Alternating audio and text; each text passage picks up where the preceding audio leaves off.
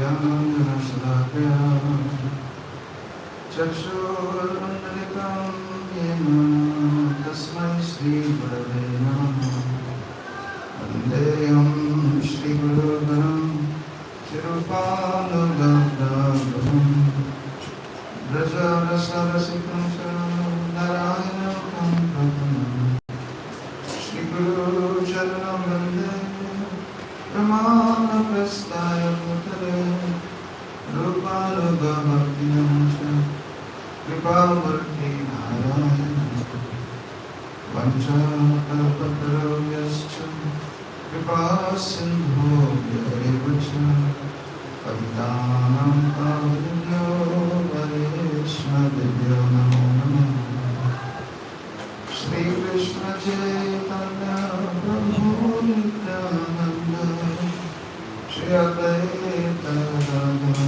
Srivasadi Gaura Bhakta Vrinda Hare Krishna Krishna Krishna Hare Hare Hare Rama Rama Hare. First of all, I say pronouns. The Lord is leader of our most worshipful Shri Nityalila Prabhushta Om Vishnupada Shishmat Bhakti Vedam Narayan Prasam Shri Maharaj. To everyone who will work on all Sangha Vaishnavas and Vaishnavas. So then Vaishnava is ordered. Then you cannot come. So I have to give class. Now, problem is I don't know what to speak about. There's so many things to talk about. Very soon, Hari Bhakti Vilas, this Purushottam Bhakta coming soon, so we can maybe speak more about that. We already heard so much, but it's good to study direct words of scriptures of Purushottam or the Bhakta. Actually, I was looking in Hari Bhakti Vilas. I was telling also before that all the rules and regulation of Purushottam in Hari Bhakti Vilas. But I just looked in Hari Bhakti Vilas. There's only 2 verses in the whole book, you know, all of that mention about Purushottam. That is in the 16th Vilas, where it actually tells that in Purushottam Mass, you should offer 33 like cupcakes or maybe a like cooking ghee to make those learned Brahmins. And if you don't do that, like all your pious activities in the previous 12 months will all disappear. And that's how it says actually. So, but our Srila Bhaktivinoda Thakur has written very nice article on Purushottam. I think we should just read that. This we published in our Race of the Harmonies. Let me unless anything you want me to can you speak about. time for 5 minutes? So to be the time, a time to engage more and try to chant more Harinam. So could you speak 5 minutes or 10 minutes or however you can on Harinam, Mahamantra?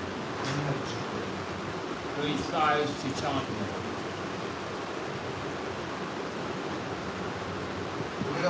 This is our main practice, our main philosophy is centered on this Harinam. In Kali Yuga, the Yuga Dharma is Harinam Sankirtan.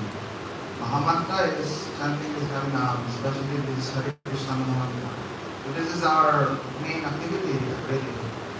So in all Vrata, therefore, this is main activity, chanting Harinam. So what about how what to speak about or what to say about Harinam. When you become devotee, this is the first thing taught to us. Teaching us all about Harinam from the very beginning. And that Harinam is not different from Krishna. Krishna himself comes directly first as a name. Then from that name, further, then you perceive more of Krishna. First, the name, sound, but then later on, along with that name, then you realize there's a form, there's all these qualities, and then the pastimes, the Leela. So then later on, really perfection of your Harinam means now you enter into the Leela of Krishna. This is ultimately our goal. So whatever practices that we are doing now is actually geared towards that.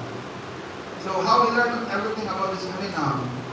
Mahaprabhu himself teaching this, but specifically, because Sri Chaitanya Mahaprabhu, when he came here, he using his associates, he's trying to learn, and he's trying to teach many things. So specifically, as far as Harinam, who Mahaprabhu used for teaching this? Who's that? Namacharya Haridas Thakur. And our Bhaktivinoda Thakur has written very nice book. This is something us we should study. And not just once, but time again, remembering the teachings in this book. Which one? This Harinam Chintamani. It is very nice book. That itself also is discussion that even before discussing about Harinam, it all discuss about even the Dasamul included there, even at the very beginning. Meaning our main foundational teaching for us Gaudians. So Harinam very important, and therefore we can see this practice in all the things we do. It's always there. It is the prime life in all our activities. So Harinam can be chanting japa or kirtan. Yesterday we were speaking about as far as our individual sadhana, the chanting of Mahamantra. We mentioned yesterday the scripture has already ascertained you chant this much of Mahamantra, that's what you can attain perfection. So therefore our Guru Varga is encouraging us to chant as much as possible, then quickly we can attain perfection like this. So we can read this article of Srila Bhaktivinoda Thakur. It is entitled The Glories of Sri Purushottam. Let's see if we have enough time to read this whole article. But there's many things. Sometimes when we read, and we just read in passing, but then later on, if you read again, you will find new things. So let's see. Harmony.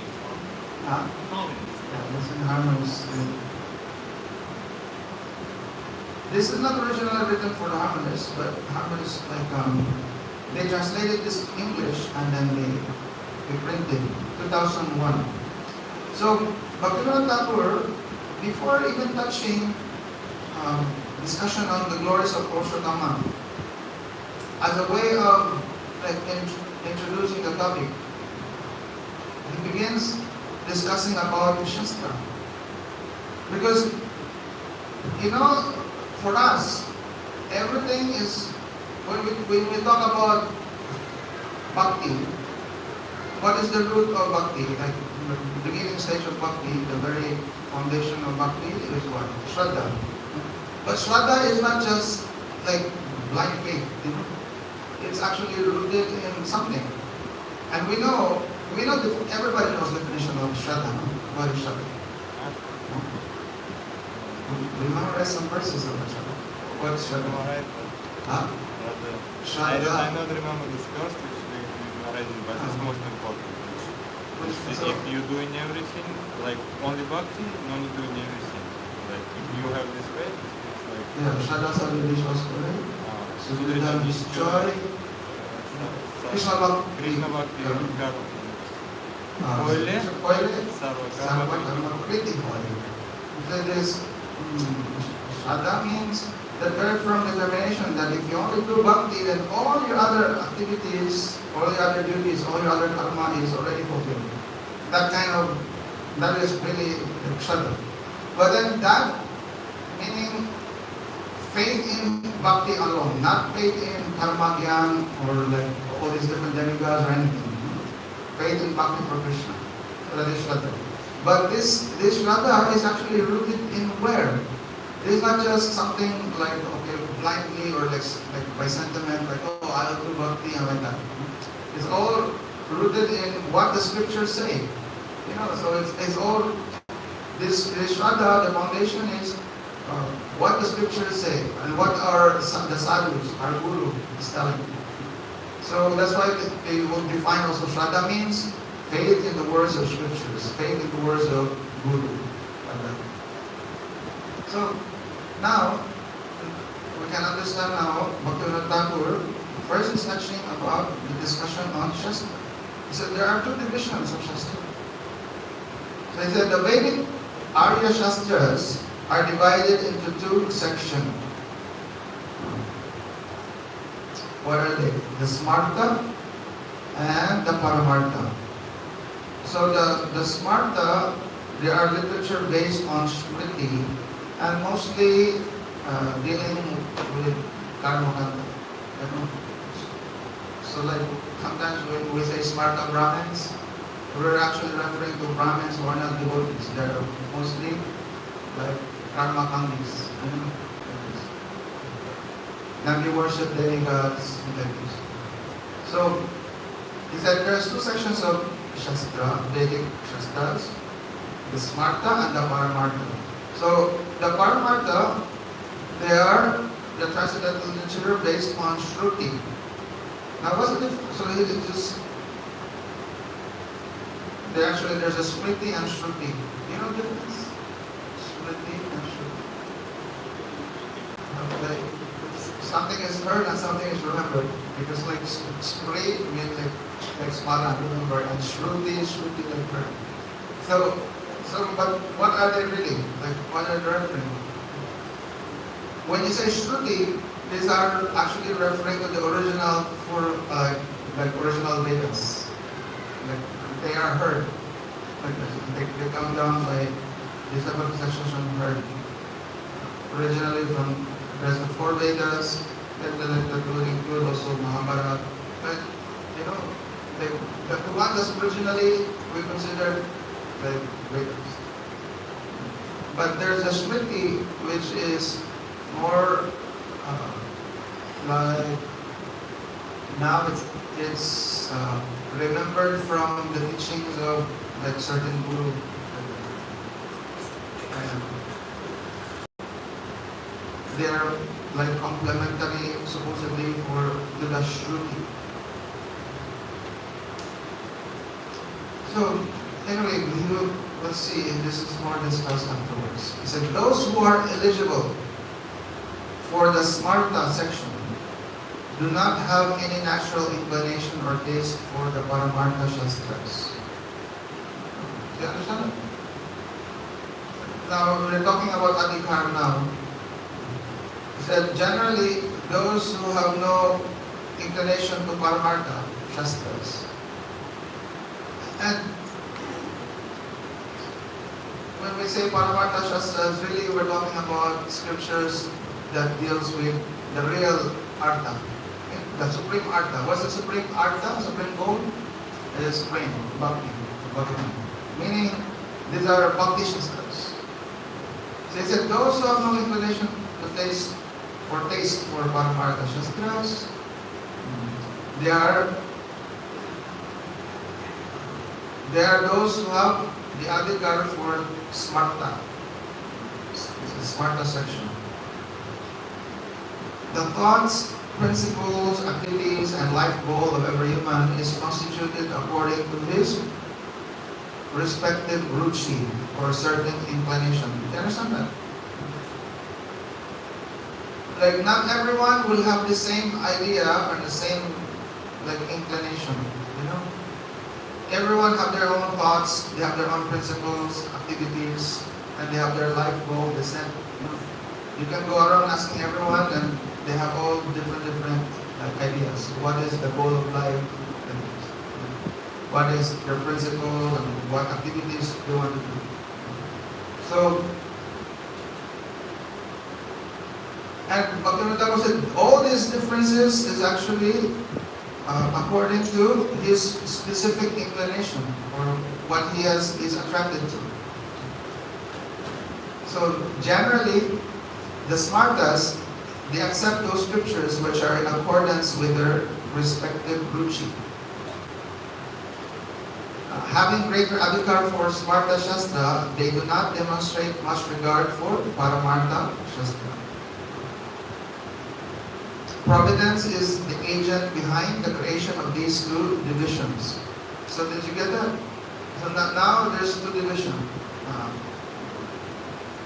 There's the Smarta section, which really, what is that? Generally referring to subject on art, Dharma Artha Kama, Moksha, not the real Paramartha. Huh? Yes,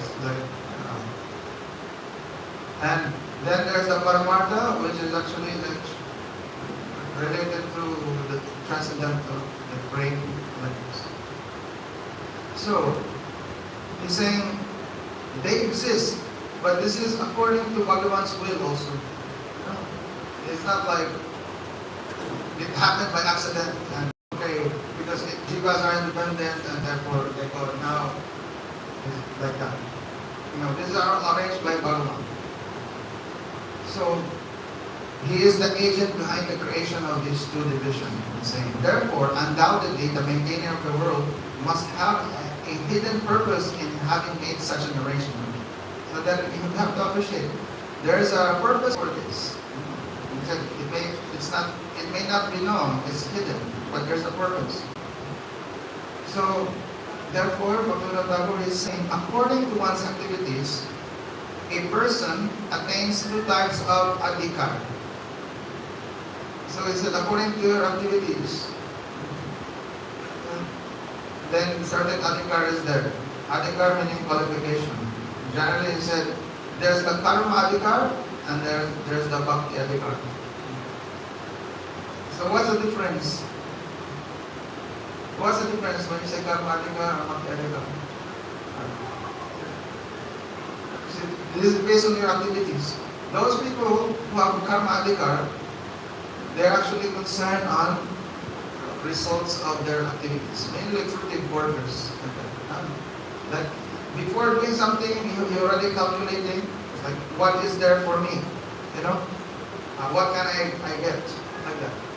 And generally people have that, and everything they do is actually based on that. What I can get from this, will I enjoy afterwards, like that, So there's that kind of, this group of people, and that's like majority actually. So they have that karma adhikar, that's the individuality. But then there's the bhakti adhikar.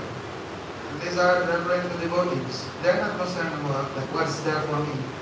They have actually they're selfless, and they only want is anukulena Krishna anushilana. Like this. So, as long as one maintains his karma adhikar, he derives benefit from the path shown by the smarta section. Do you get that? So, those maintaining karma adhikar, they have this adhikar and they have all this concern, their ruchi is there, then they find benefit from that path that is shown by the smarta section. Because smarta section is for this. When he enters bhakti adhikar, by transgressing the karma adhikar, then he develops a natural ruchi or inclination for the paramarthi or the transcendental path. Is that clear? Someone may have, or maybe now they have this karma adhikar, or they're in that category, that section, they're interested in karma. But then somehow or other, maybe they met some, devotee. And then later on, now they're inspired. And now maybe they enter into Bhakti Liga. Now maybe Shraddha has, by the devotee, they inject into him Shraddha like this. And then how he enters into Bhakti Adhikar. So what happened? He transgresses this karma adhikar. He goes beyond this karma adhikar. No more. He develops this natural inclination, this ruchi for paramartha. Therefore, Providence has made these two divisions of Shastra. Smarta and Paramartha. So that's how Bhaktivinoda Thakur explains. So, do you follow? So when you say Smarta, okay, and here he's not explaining it in this way that there's scripture in the mode of goodness, mode of passion, mode of ignorance. He's not explaining this way, he's explaining it this way. Generally, people, they're concerned with themselves. Their armies, their desire to engage in activities for getting result. So they're in that category, karma adhikar. So there's a section of scripture that caters to them, like this. So that is the smarta section. Then for those who transgress this karma adhikar, they enter into bhakti adhikar, meaning now their interest in not anymore themselves, but now for doing devotion to Krishna, like this. And because they know this is the real goal of life. Then there's the scripture for them, another section, that is the, which one? Paramartha. Okay. So that's clear, no? Clear. There's the Smarta and the Paramartha. My question to you, only if we go over the mind. Sometimes we have to go over the mind. It's a Harika. You see, calm Harika. So it's a stage where we can say that we're not Paramaki. Most are doing for Paramaki to some degree. But when we say there's a stage when we're more Paramaki now, that we're more for Krishna, ways, seeing ourselves. Is something like that? Yes, you can say, because the moment you will be considered, they're already in Bhakti Adhikar. Like your qualification for Bhakti is what? When you have Shraddha. Shraddha. Would that be magic Kari then? No, like it can be still Krishna, it can be Kanishta, who are already like some faith is there. You may not be pure devotee, but some faith is there because of some association with devotees. Then they're interested with the Paramartha. So then now you can say, that they have some qualification for Bhakti. They're entering. They're completely different from someone whose only interest is only for themselves. So they can be following scriptures. And let's say, like for example, they can be following Ekadasi and following all these rules and regulations because scripture tells like that. But what is their concern? They're not concerned for devotion to Krishna, really. Their concern is like, what I get from this. I will go to heaven doing this. So like that. So now, after telling about these two kinds of Shastra, then Bhaktivinoda Thakur is saying the Smarta Shastras has made various types of rules and regulations in order to help one attain Nishta in Karma Adhikar. You're following? So you'll find in the Smarta Shastras all these rules and regulations that helps one to have Nishta in those with Karma Adhikar. Meaning activities for Karma. In many instances, it even demonstrates indifference towards Paramartha Shastra to make people attain specific Nishta in such rules and regulations. Did you get that? Sometimes you even see in some of these Shastra, indifference, meaning like not favorable even, or not encouraging even. They're being indifferent to Paramartha. And the reason for that, they just want that particular Shastra is making them have Nishna in the rules and regulations. In reality, although Shastra is one, it manifests in two ways for the people. Is that clear? The Shastra is one. Because why is one? Because it's coming from Krishna. Shastra meaning these are the words of Krishna, or like the either the written word or the teachings, from Krishna. So it's one, but it manifests in two ways for the people, and that's because you can see there's two kinds of adhikar. One is Smarta and Karunya. You follow me? In Madhura Kadampini, there is a section where Krishna Thakur is describing about Namaparadas. One of the Namaparad is Shastraninda, like criticizing scriptures.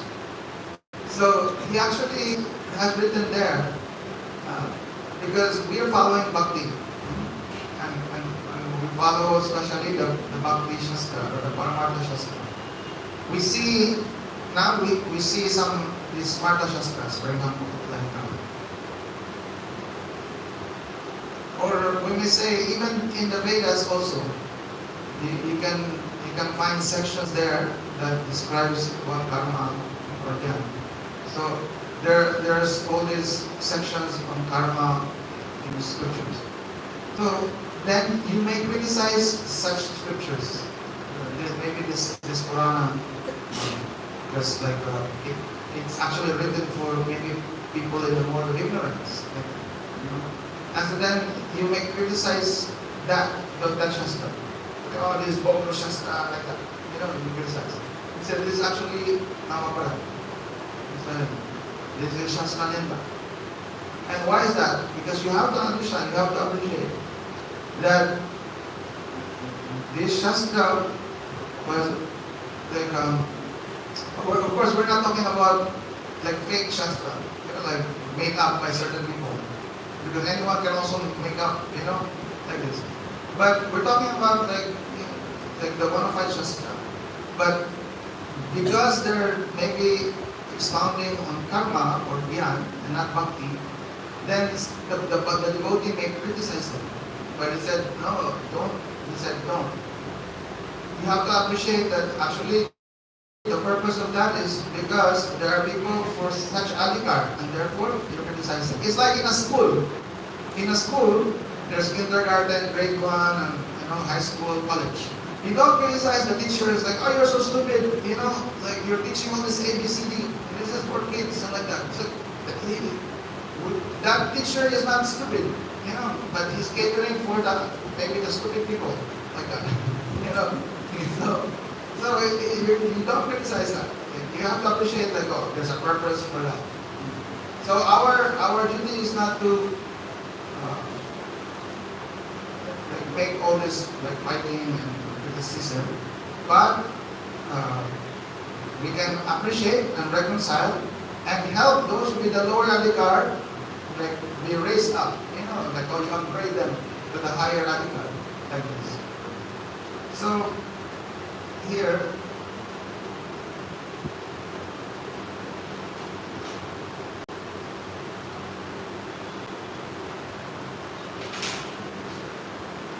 if the jiva gives up adhikara nishta, he can never attain auspiciousness. So now, after telling Bhakti Thakur, he's saying that Shastra is one, but it manifests in two ways for the people. And the reason of that is because, according to Adhikar, Shastra will teach, And he said, if the jiva gives up Adhikar Nishta, he cannot attain auspiciousness. You understand? Because he has to do according to his Adhikar. And really you cannot progress. You have karma, let's say you have karma Adhikar. You cannot teach them Bhakti and force them into Bhakti. Rather, according to their Adhikar, you teach them, and then later on they realize also. It's like little kids. maybe they, what's a good example? Maybe they,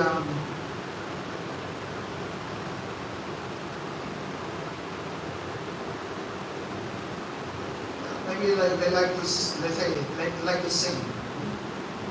That's their like nature. They like to sing. So, based on their desire, inclination, you can actually yes, let it do. You know? And one is in the beginning they're doing it because they like it. But Shastra makes it also that later on by doing that, maybe you will meet some sadhu, some actual devotee. And then you will find actually a higher purpose for such activity. Maybe before you're just singing for yourself or singing to please the other people. But then later on you say, oh, this is very good if I do this for Krishna. Like this. And now you're beginning to sing all these like all these songs for Bhagavan. So that's the same principle also. Varnashram. This Varnashram is actually karma. Karma. This is main activity for karma. In Karma Ganga, you're actually taught, okay, this is your duty. According to your, according to your Varna and Ashram, do this activities. And if you do this, then so much things will, return like that. But then later on, then you understand, the principle is that I do this for Vishnu, in Varna Ashram. And then you actually learn to sacrifice. This is good. So somehow there's some adhikar that you cannot just neglect certain people. You tell them, hey, don't do this. Only do bhakti like this. This is what's happening now. Like some people are saying, hey, don't need those Varnashram. Mahaprabhu then telling this external, then let's all be like the Goswamis. Like that. And so then, don't need follow Grihastha Ashram or, Brahmachari Ashram, like that. We're all Paramhamsa, like this. They call, give up, like that, forcing. You cannot do. Because everyone not in that condition yet. Now, according to Radhika, you do. You're following. So, if you're not following according to Radhika, then you create disturbance.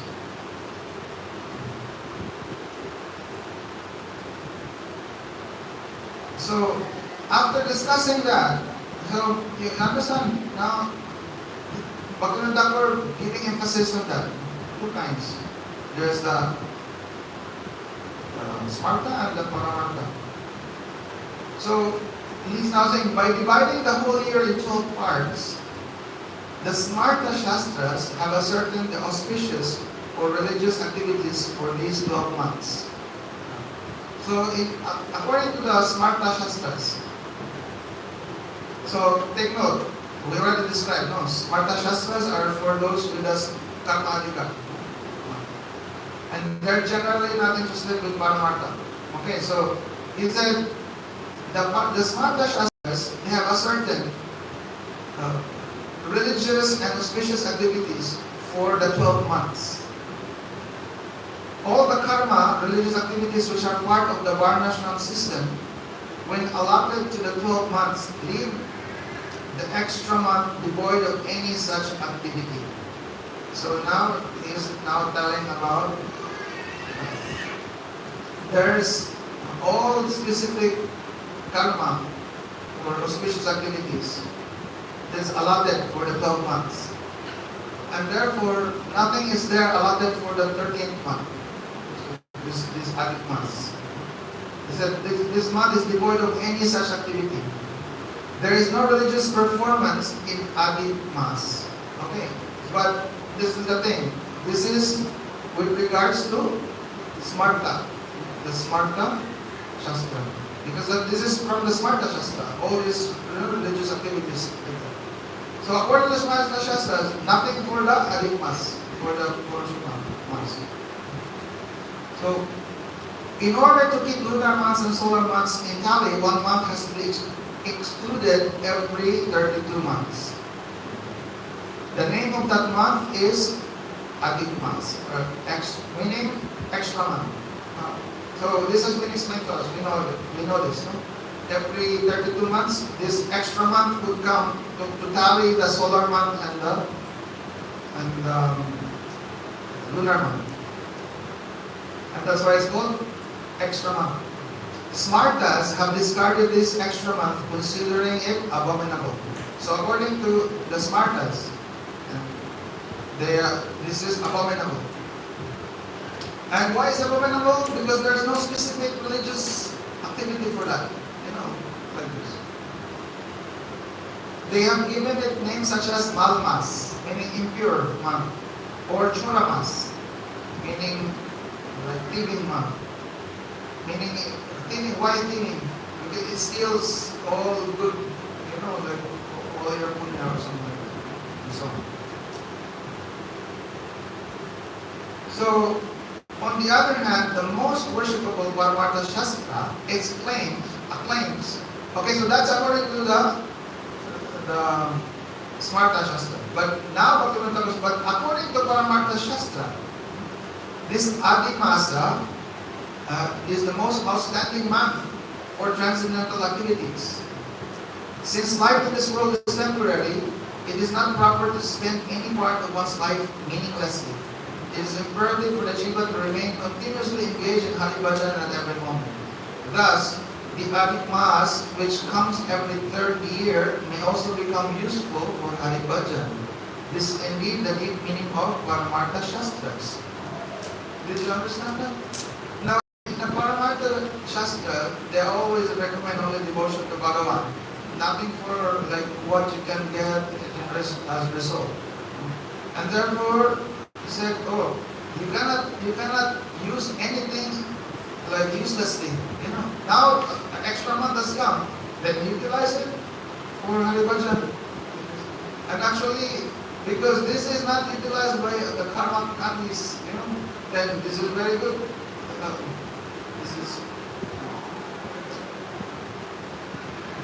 So the Adimas, which comes every third year, they also become useful for Hari Bhajan. Even though karmis perceive this month to be devoid of all auspicious activities, for the deliverance of all the jivas, the Paramartha Shastra, on the other hand, has ascertained that period as the most conducive for Hari Bhajan. You understand? It's very conducive. It's like, if right now, let's say right now, everything quiet. Why? Because there's the neighbor is not playing any music, like this. So no activities. So it's the same. No marriages, all these like extra activities for yourself, like karmakanda activities in this month. Then no other concern. You can all focus on Hari Bhajan like that. So he's saying here that Paramartha Shastra says, hey Jiva, during this Adi Masa, why should you remain lazy in Hari Bhajan? Srimad Golokanath himself has asserted that this month is the best of all.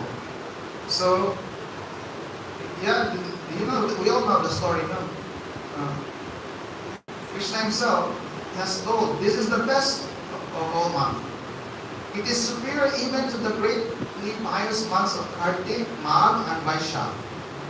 In this month, you should perform Archan of Shri Shri Radha Krishna with special rules or moods for bhajan. You will thereby attain all types of perfection. Now there's a footnote.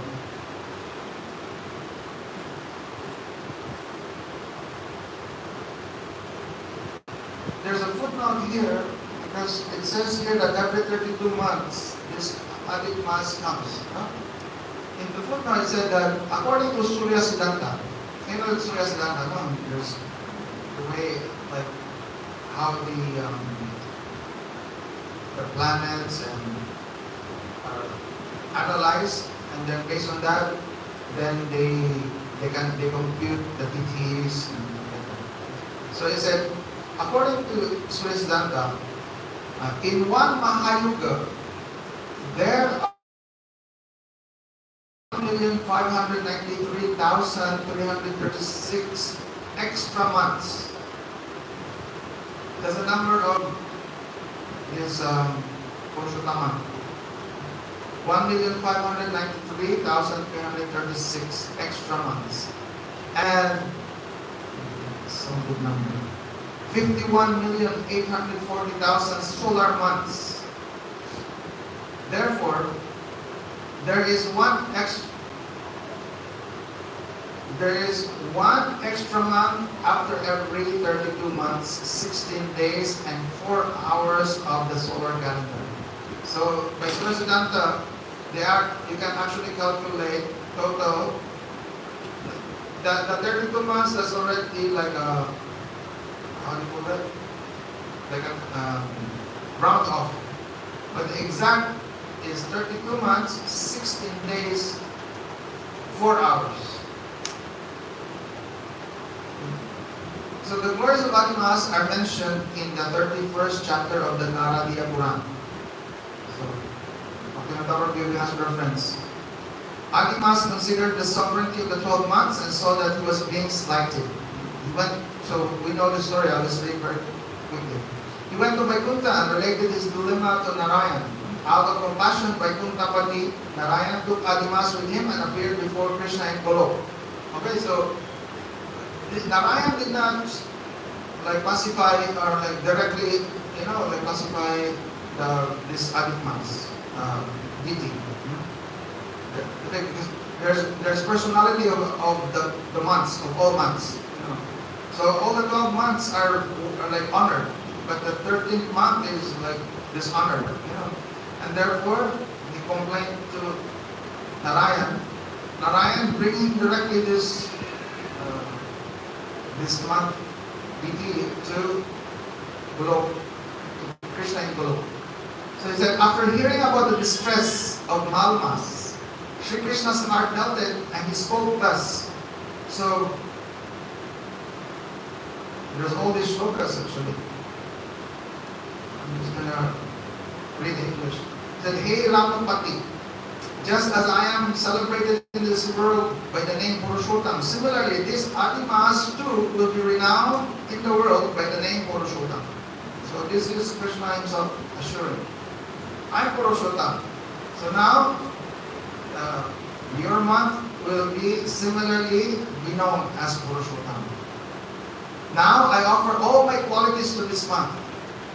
So now, then you can see the speciality of this month. There's no other month that Krishna himself telling, I offer all my qualities.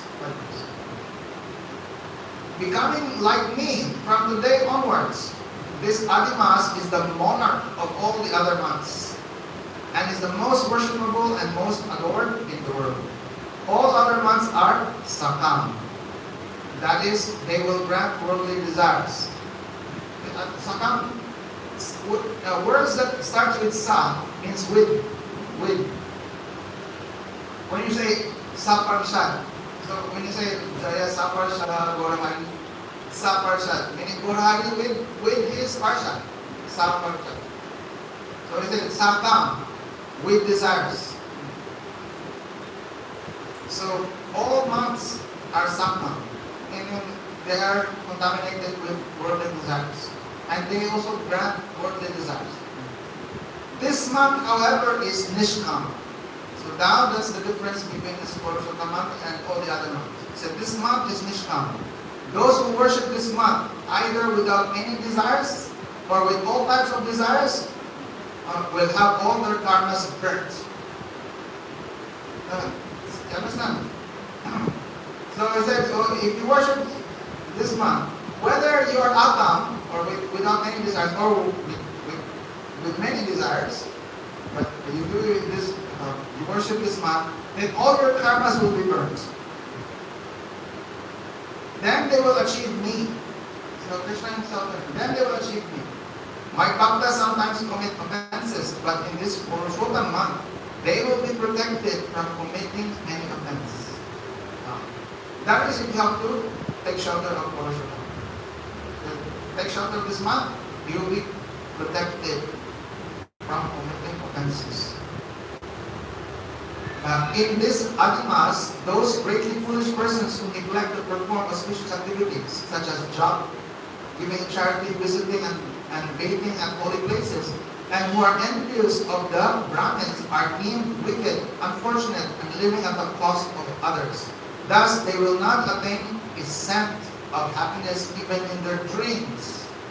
That's how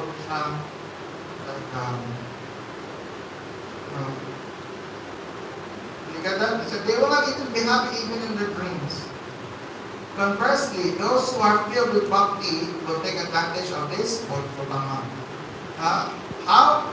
Performing archan to me. After enjoying worldly happiness such as wealth, sons and so on, they will eventually attain residence in Golok. They said, they will even enjoy happiness, worldly happiness.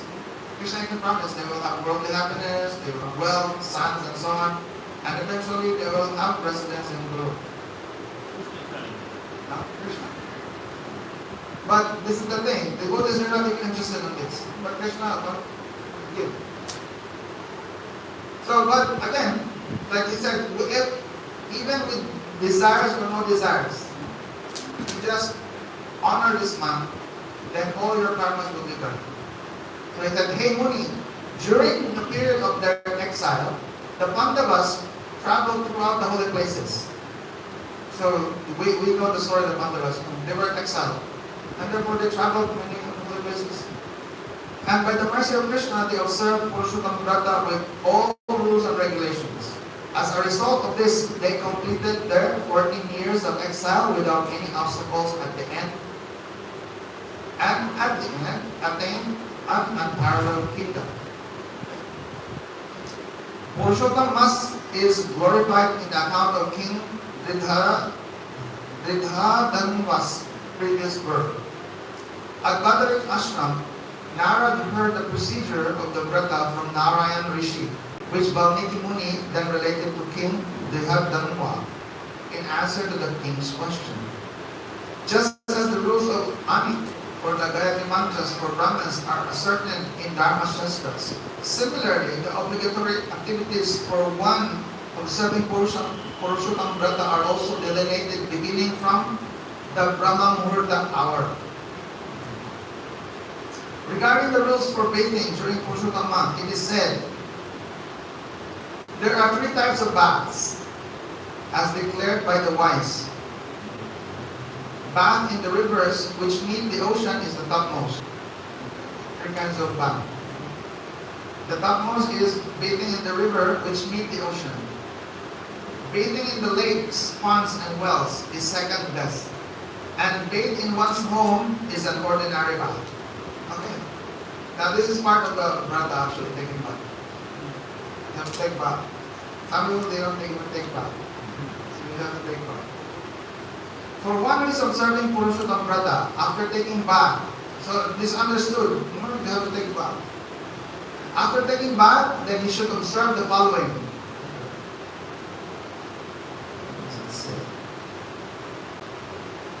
So he's quoting a verse here. Said, after bathing, one should perform Achaman with clean hands. One should then make paste of gopi chandan clay and wear simple, beautiful, straight Urdhva Mudra Ila on his forehead, and the marks of punched disc and so on his body. So, the worship of Sri Krishna is the obligatory activity of Purushottam month. Valmiki said, hey Dridhadanva, Purushottam Sri Krishna is the presiding deity of the Purushottam month. Therefore, being filled with Bhakti Shraddha, you should worship Purushottam Sri Krishna with 16 times of paraphernalia every day of this month. As it is said, the worship of the divine couple of Sri Radha Krishna is indeed obligatory in Purushottam Mass. All the rules and regulations regarding Sri Purushottam Mass, which we have presented above from these Shastras, should be followed by religiously devoted persons of all the Varnas. Understand that? Bhaktivinoda Thakur is saying, whatever he has presented previously, is that they should be followed by devoted persons of all varnas. The Naradiya Puran concludes by saying that in the holy place of Naimisaranya, Sutta Goswami spoke to assembled devotees as follows. So this is Sutta Goswami. He's saying a very long, many verses here, but he's saying like guidelines for this one. He said, giving up miserliness, one should give in charity to the Brahmins. If a person remains miserly even though he has wealth, his miserliness will be the cause of his going to Roda. That's one type of hell. Every day, so just a reminder, like this month, never be miserly. No? Whatever you can give, give. Sometimes we have to, we don't mind fighting because for a few rupees, to save some few rupees. So every day one should feed the Vaishnavas and Brahmins with the best foodstuffs.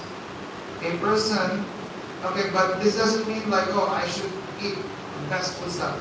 This one is talking about feeding the Brahmins and the Vaishnavas. A person who is following the vow should take his food in the 8th part of the day. So the day, you can divide it into 8 parts, you take only in the 8th part. Then he said,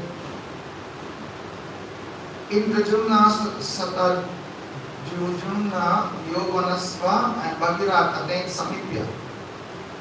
That's one of the liberation of Samipya. Samipya means close association of Bhagavan. How they did that? By worshipping the Purushottama. One should perform service to Purushottam with all one's endeavors. Such service to Purushottam is superior to all types of sadhana and fulfills all variety of desires. Now, who said this? This is Sutta Goswami. He spoke to the assembly in Naimisaranya. Okay? So he's saying here that you perform service to Purushottam. Who's that? Krishna.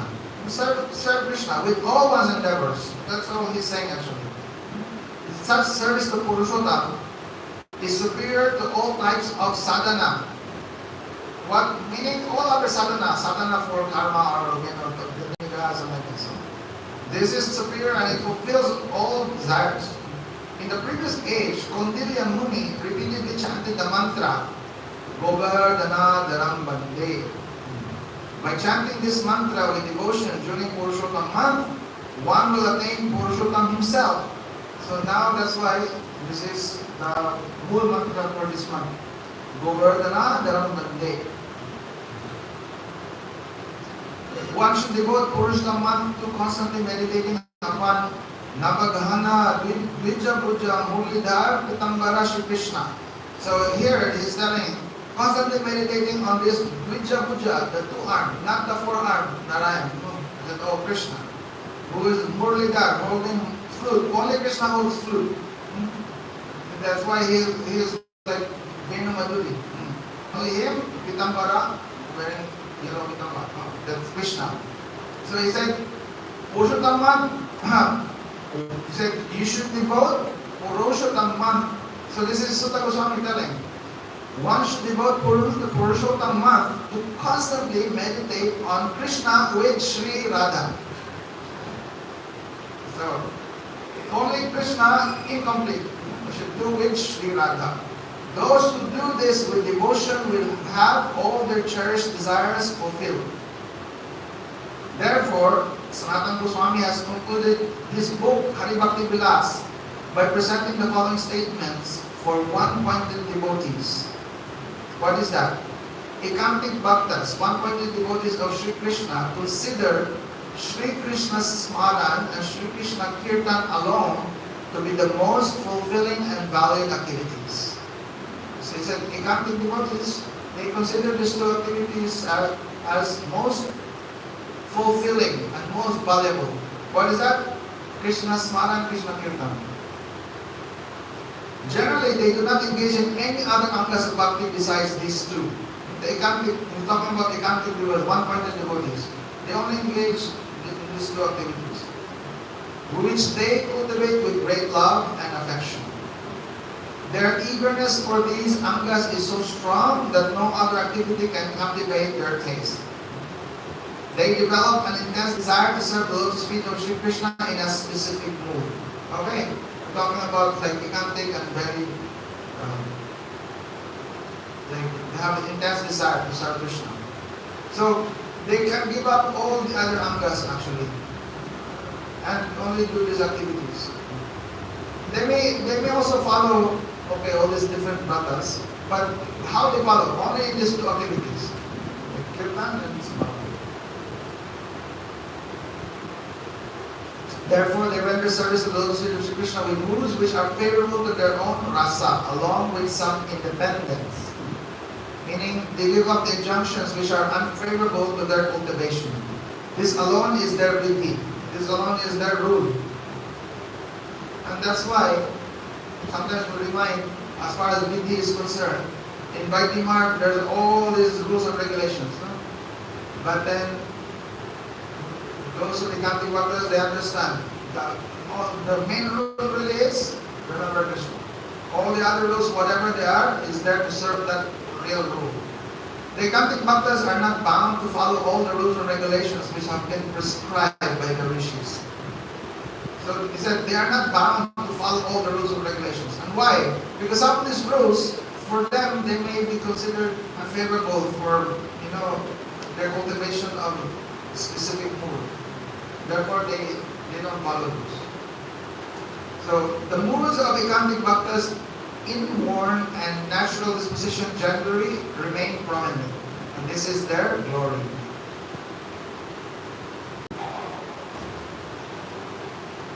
So, now, it's still long and it's time now.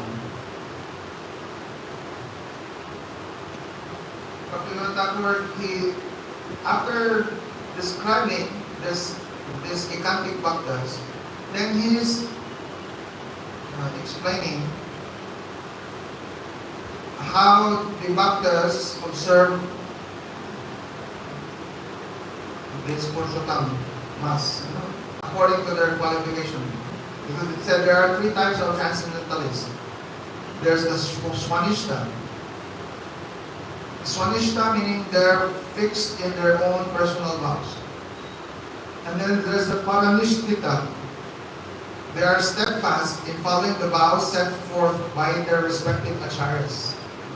This is the Paranishtita.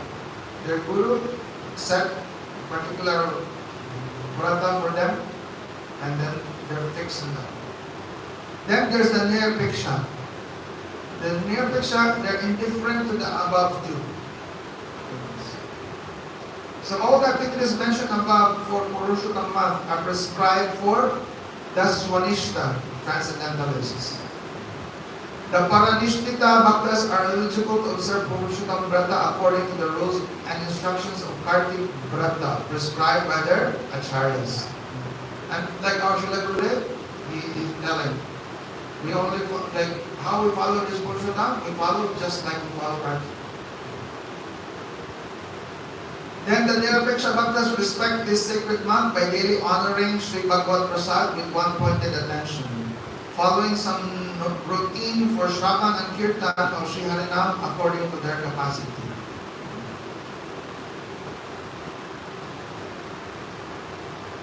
The following statement from Vishnu Rasya, which is the topmost instruction of Sri Hari Bhakti Vilas, recommends those whose intelligence has been purified by bhakti are detached from the inclination for sense enjoyment. The intelligence of such persons is naturally pure. Therefore, they are jitatma. They have conquered their minds. Jitatma.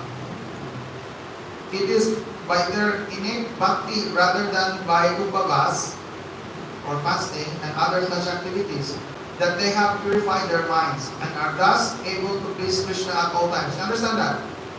They are purified not because they're fasting. They are purified because they're always fixed in Krishna. They're always, so we're talking about this Jidatma. They have conquered their intelligence, their mind, they're pure. Why? Because they're already purified by Bhakti. They said they have purified their minds because of their following their intelligence like fixed in Bhakti. And not because they're doing their fasting. And therefore, they are able to please Krishna.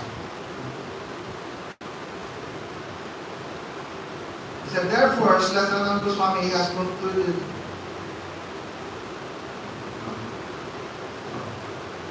Therefore, Sanatana Goswami has concluded in his Hari Bhakti Vilas that the Ekantik Bhaktas are only one-pointed. Read this.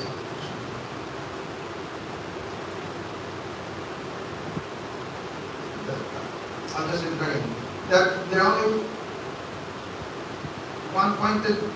That they consider Krishna Smaran and Krishna Kirtan alone to be most fulfilling and valid activity.